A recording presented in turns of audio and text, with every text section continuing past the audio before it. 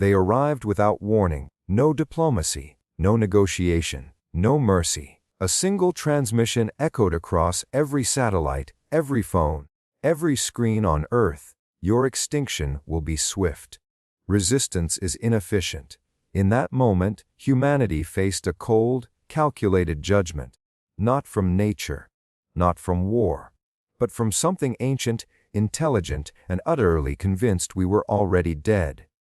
They promised swift extinction. What they got instead was the most defiant uprising in the history of existence. The first ship appeared over the Pacific. It didn't descend with flames or thunder. It simply materialized, folding space like fabric, a colossal obsidian structure hovering silently above the ocean. No engines, no visible weapons, just an immense, geometric monolith that seemed to swallow light.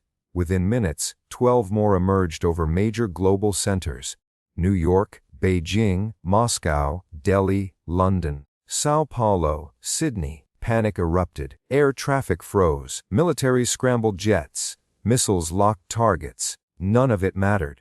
The invaders disabled every launched projectile mid-flight. Jets fell from the sky as if gravity had doubled.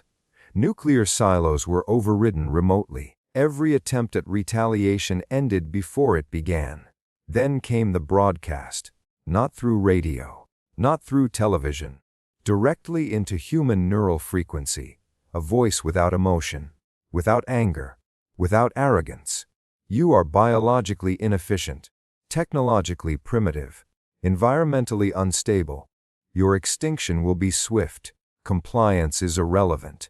Across Earth, billions collapsed to their knees, clutching their heads as the message echoed in their minds.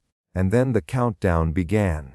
7 days. 7 days until extinction. World leaders convened in underground bunkers. Scientists from NASA, CRISR, Roscosmos, and private aerospace giants formed a unified emergency coalition.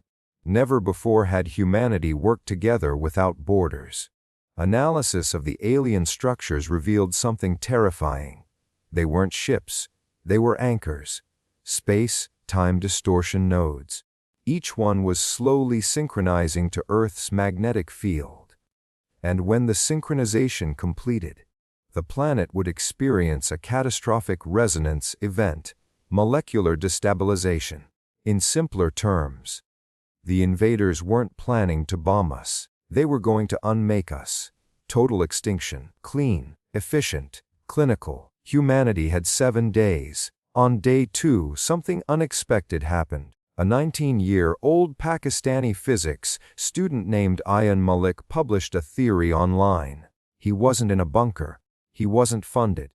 He was simply watching the data streams that had been made public in desperation.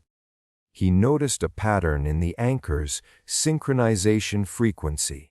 It wasn't random. It resembled harmonic alignment, like tuning forks. If Earth's magnetic field was being forced into resonance, then perhaps it could be disrupted, but not by weapons, by noise, controlled chaos, electromagnetic interference on a planetary scale. The idea spread rapidly. At first, dismissed, then reconsidered, then urgently examined. Within 24 hours, labs across the globe confirmed it. Ayan was right. Humanity didn't need to destroy the anchors. They needed to desynchronize them, and the only way to do that was to overload Earth's electromagnetic spectrum with coordinated interference. But that required something humanity had never achieved before: total unity. For the first time in history, the United States shared classified satellite control systems with China. India opened its energy grid algorithms to the European Union. Russia unlocked dormant Cold War EMP research. The private companies surrendered proprietary quantum processors. Every nation, every company, every scientist, no politics, no profit, no pride, only survival. Humanity built the largest coordinated electromagnetic surge in existence. Solar arrays, power grids, communication towers, particle accelerators, naval radars, civilian electronics. all recalibrated into a synchronized pulse network. Even ordinary citizens joined. Billions powered devices simultaneously under a global timing protocol. It was called Operation Thunder Pulse. The countdown reached 0. The alien anchors glowed, deep violet fractures running across their surfaces as synchronization completed. The atmosphere trembled, animals screamed, compasses spun violently. And then, humanity pressed the switch. Every grid surged. Every tower screamed energy into the sky. Electromagnetic noise flooded the planet like a storm of pure static. The anchors faltered. Their perfect harmony cracked. One by one, they destabilized. The resonance wave collapsed inward. Instead of unmaking Earth, the anchors imploded. Not explosively, but violently enough to tear open rifts in the sky. And through those rifts, the invaders finally spoke again. For the first time, their voice contained something new. Confusion. Outcome deviation exceeds projections. Species classification. Anomalous. The anchors had been part of a vast galactic extinction program. The invaders were not conquerors. They were curators. An ancient civilization that culled emerging species before they could destabilize galactic equilibrium. To them, extinction was ecological management. Efficient, necessary, impersonal. They had erased thousands of civilizations. None had resisted successfully. Until now, humanity's chaotic, irrational, emotionally driven cooperation had created unpredictability beyond their algorithms. They had calculated human aggression. They had calculated fear. They had calculated selfishness. They had not calculated sacrifice. With the anchors damaged, new data streams opened. Scientists reverse-engineered fragments of alien technology, energy generation beyond fossil fuels, space-fold propulsion, neural interface communication systems. For the first time, humanity leapt forward centuries overnight, and then the unthinkable happened. Instead of retaliation, humanity sent a message. A single line broadcast into the same frequency the invaders had used. We are not extinction candidates. We are evolution. Silence. Hours passed, then days. The alien fleet, still beyond visual range in deep orbit, began to withdraw. No attack. No counterstrike. Only retreat. For the first time in recorded galactic history, the curators aborted a culling. The skies cleared. The world remained.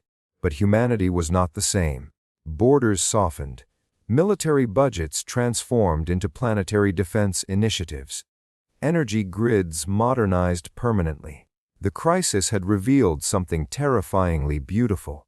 Humanity's greatest weakness, chaos, was also its greatest weapon. We were unpredictable, creative, relentless, impossible to model. The invaders had promised swift extinction. Instead, they triggered the greatest leap in human history. Years later, deep space observatories detected something. Not ships, not weapons, observers. The curators were studying us, recalculating, perhaps reconsidering their doctrine, because humanity had proven something no other species had. We do not rise because we are perfect. We rise because we refuse to stay broken. And if they ever return, they will not find a divided planet. They will find a united civilization that has tasted extinction and chosen defiance. Alien invasion survival story Humanity vs. Advanced Civilization, sci-fi extinction thriller Earth unites against alien threat, inspirational survival narrative galactic extinction event, human resilience and unity. Advanced alien technology planetary defense strategy. Humanity refuses ISTA story. This is not just a story. It is a reminder. Humanity's strength is not speed, not power, not perfection. It is defiance. If this story ignited something inside you, if you believe humanity would rise unbroken, like this story, share it with someone who believes in human resilience. Subscribe for more epic sci-fi narratives that challenge extinction itself. Because the universe may be watching. And humanity is just getting started.